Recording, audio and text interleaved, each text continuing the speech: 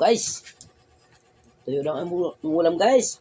Ganito guys, mag-ihaw ng tuyo para hindi ka na mahirapan magbaliktad-baliktad. Tugin mo ng alambre. Lechon. Yan, sabang mo. Kala ko malis kayo na Rupo. Hindi. Bakit?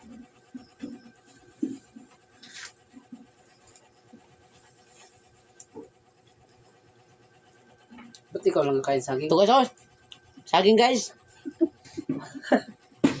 Banana ko sa English. Ba't yun electric fan kanina? Di man din mahirap mag-ikot. Init pa rin. Paano hindi bakal yan? Oh, ha? 1-0. Simple lang.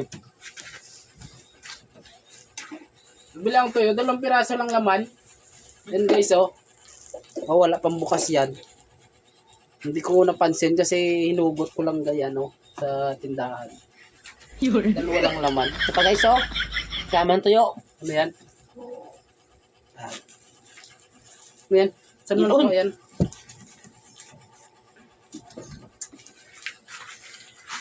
Tuyo lang tayo, eh. Walang natira sa sahod ay.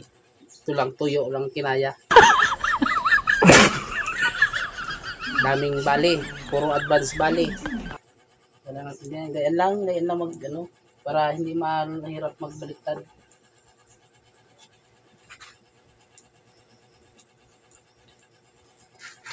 Ito nga pala guys, si David. Ngayon ko lang nalaman si David pala mangyan. What? Pumatay kay Gulayat.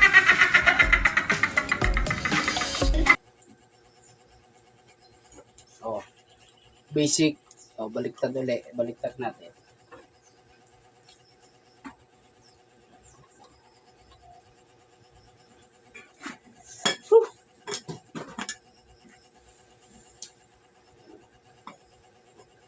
Nakiihaw lang nga pala ako dito mga idol.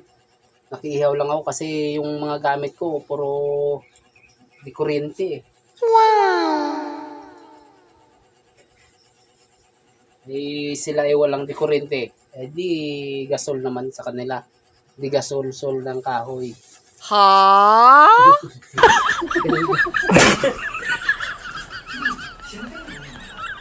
Sampo na ganyan? Tatlo?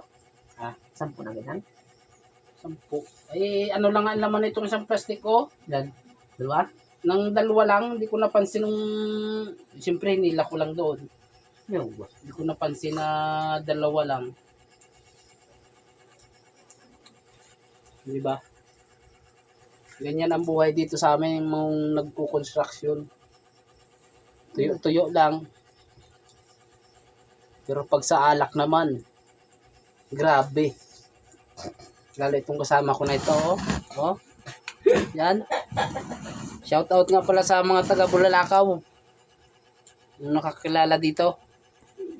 Saka dyan sa saan yun? Batangan.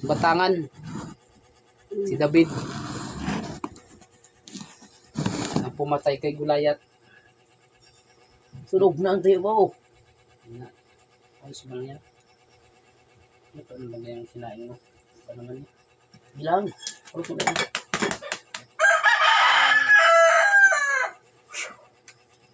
Tipid-tipid muna ngayon. Walang tira sa sahod.